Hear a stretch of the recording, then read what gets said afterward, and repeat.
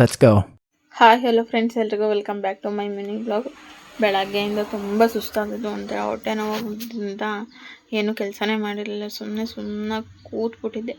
ಆಮೇಲೆ ಸ್ವಲ್ಪ ಹೊತ್ತಾದಮೇಲೆ ಎಲ್ಲ ಫ್ರೆಶ್ ಅಪ್ ಆಗಿಬಿಟ್ಟು ಬೆಳಗ್ಗೆ ತಿಂಡಿ ಏನು ಮಾಡಲಿಲ್ಲ, ಯಾಕೆಂದರೆ ಇರೋ ಸಾಂಬಾರಿಗೆ ಬಜ್ಜಿ ಮಾಡಿದ್ನಲ್ಲ ನೈಟು, ಅದಕ್ಕೇ ರೈಸ್ ಮಾಡ್ಕೊಂಡು ತಿಂದ್ಬಿಟ್ಟು ಊಟಕ್ಕೆ ಅಂತ ಕೂತಿದ್ದೀನಿ. ಆವಾಗ ನೀರು ತಂದಿಟ್ಕೊಂಡಿಲ್ಲ.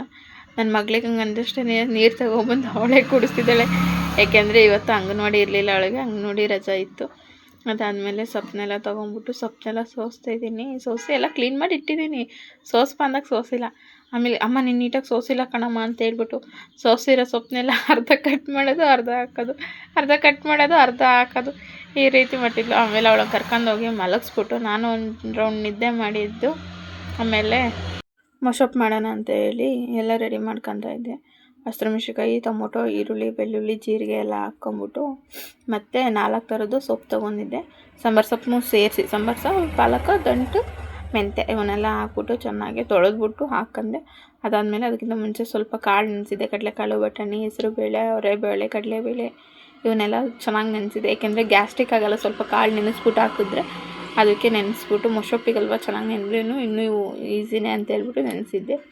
ಅದಾದಮೇಲೆ ವಿಷಲ್ ಹೊಡ್ಸೋಕ್ಕೆ ಅಂತೇಳಿ ಒಂದು 4 ವಿಷಲ್ ಹಾಕ್ಸೋಣ ಅಂತೇಳಿ ಒಲೆ ಮೇಲೆ ಇಟ್ಬಿಟ್ಟು ನೋಡ್ತೀನಿ, ನನ್ನ ಮಗಳು ಮನೆಯಿಂದ ಬಂದ್ಬಿಟ್ಟು ಕುರಿಮರಿ ಕಟ್ಟಿದ್ನಲ್ಲ ಅಲ್ಲಿ ಬಂದ್ಬಿಟ್ಟು ಕುರಿಮರಿ ನೋಡ್ಕೊತಿದ್ದಾಳೆ. ವೀಡಿಯೋ ಮಾಡ್ಕೊಳಕ್ಕೆ ಹೋದ್ರೆ ನೀನು ವೀಡಿಯೋ ಮಾಡ್ಕೊಬಿಡ ಕಣಮ್ಮ ಅಂತಿದ್ಲು. ಆಮೇಲೆ ಅಲ್ಲಿಂದ ಅವಳನ್ನು ಅಲ್ಲೇ ಕೂತಿರೋ ಅಂತೇಳಿ ಬಂದ್ಬಿಟ್ಟು ಅಲ್ಲಿಂದ ಮತ್ತೆ ವಿಷಲೆಲ್ಲ ಆಯ್ತಲ್ಲ.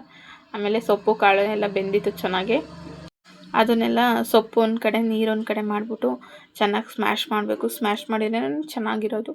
ಏಕೆಂದರೆ ಚೆನ್ನಾಗಿ ಸ್ಮ್ಯಾಶ್ ಆಗಲಿಲ್ಲ ಅಂದರೆ ತಿನ್ನೋಕ್ಕಾಗಲ್ಲ, ಹಂಗೆ ತರಿಸಿಬಿಡುತ್ತೆ. ಅದಕ್ಕೆ ಅದಾದಮೇಲೆ ಎಲ್ಲ ಬೇಳೆ ಎಲ್ಲ ಕಾಳೆಲ್ಲ ತುಂಬ ಚೆನ್ನಾಗಿ ಸ್ಮ್ಯಾಶ್ ಆಗಿರಬೇಕು.